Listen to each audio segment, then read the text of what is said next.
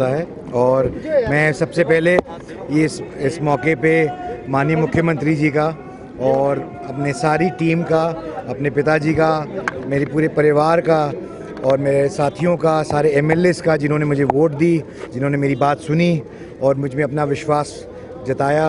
और मैं तो अभी 10 दिन पहले राजनीति में आया हूँ और मैंने अपनी बात लोगों के सामने रखी और उसको रखने का भी मुझे मौका ठीक से नहीं मिला, क्योंकि उनमें से काफ़ी लोग तो बाहर थे।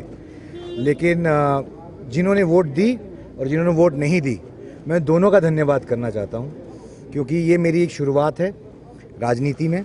और राजनीति से ज़्यादा मेरी लोगों की सेवा करने में मैं हरियाणा के लिए, हरियाणा के लोगों के लिए, प्रदेश के लिए, युवाओं के लिए अपने अनुभव से और अपने बड़े बुजुर्गों भाइयों के आशीर्वाद से काम करना चाहता हूँ, अच्छा काम करना चाहता हूँ। कार्तिक जी, एक सस्पेंस बना हुआ था लगातार, आखिरकार वो सस्पेंस खत्म होता और आप जीत दर्ज करते हैं, कैसे देखते हैं? देखिए, शायद ये एक परीक्षा थी और इस परीक्षा से गुजरना अनिवार्य था और परीक्षा का फल तो आप लोगों के सामने आ ही गया है। और लेकिन इस परीक्षा के पीछे बहुत बड़ी टीम काम कर रही थी, बहुत लोग लगे हुए थे, बहुत लोगों का आशीर्वाद था, स्नेह था, प्यार था।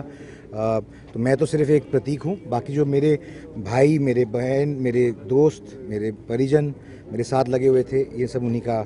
और मैंने कहा माननीय मुख्यमंत्री जी का और सारी पॉलिटिकल पार्टीज़ का, दुष्यंत चौटाला जी का, जेजेपी का, सारे इंडिपेंडेंट कैंडिडेट्स का, भारतीय जनता पार्टी का, हर उस व्यक्ति का जिसने मेरे साथ खड़े होकर मेरे 10 दिन के अंदर मुझे अपनी बात लोगों तक पहुंचाने का मौका दिया और मुझे जीत। ये बताएं कि आपकी क्या प्राथमिकताएं जाकर रहेंगी, क्योंकि हरियाणा के कई इश्यूज हैं, आप राजनीतिक परिवार से आते हैं, वाबस्ता हैं सभी इश्यूज से।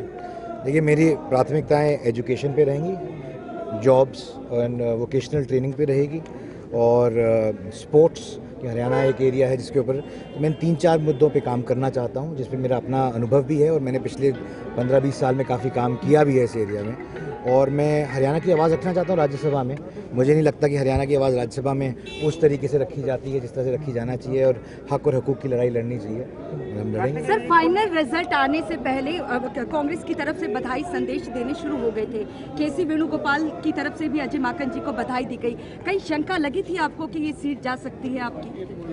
देखिए, मैं तो सिर्फ इतना कहूँगा कि ज़िंदगी में कुछ भी जल्दी अच्छा नहीं होता है, तो जल्दी में ना रहें और समय से हर चीज़ होनी चाहिए। और हमने अपना काम किया, होमवर्क किया, ठीक से अपनी बात रखी, हमें पूर्ण रूप से विश्वास था हम जीतेंगे और रिज़ल्ट आपके सामने है। लोगों ने बहुत प्यार जताया है, बहुत प्यार दिया है। मैं उम्मीद रखता हूं कि मैं उनका प्यार और भरोसा पूरा तरीके से निभाऊंगा। बहुत बहुत धन्यवाद। मैंने कहा हर उस व्यक्ति का, कुलदीप बिश्नोई जी का भी और हर व्यक्ति का जिन लोगों ने मुझे वोट दी है यहाँ तक पहुँचाने के लिए, बहुत बड़ा योगदान है, क्योंकि वो एक एक वोट मैटर करती थी। और मैं इसको वोट की तरफ ना बोल के मैं समझता हूँ कि अगर मैंने एक छोटी सी भी शुरुआत करने की कोशिश की और लोग जुड़े उस शुरुआत में, चाहे एक इंडिपेंडेंट कैंडिडेट के तौर पर, तो मैं उनका बहुत कृतज्ञ हूँ, बहुत धन्यवाद करता हूँ उन सबों का जिन्होंने मेरे पे आस्था जताई और जिन्होंने मुझ में विश्वास जताया है। और मैं उन सब का बहुत बहुत धन्यवाद करना चाहता हूँ आप सबों के माध्यम से भी कि आपने मुझे मौका दिया है, मैं आपको निराश नहीं। सर, गजेंद्र शेखावत जी को लेकर क्या कहना चाहेंगे, क्योंकि प्रशिक्षण उनकी तरफ से भी दिया गया था लेकिन कांग्रेस ने जो दिया वो फेल हो गए। देखिए, मैं तो इतना कहूँगा कि जो प्रशिक्षण गजेंद्र सिंह शेखावत जी ने, मनोहर लाल जी ने और पूरी पार्टी ने दिया और लोगों ने मेरा हौसला अफजाई की, उसी की वजह से हम जीत पाए हैं। और ये मैंने कहा इन सब का ही योगदान था, इन्हीं वजहों से हम लोग जीत पाए हैं। बहुत बहुत धन्यवाद। बहुत बहुत।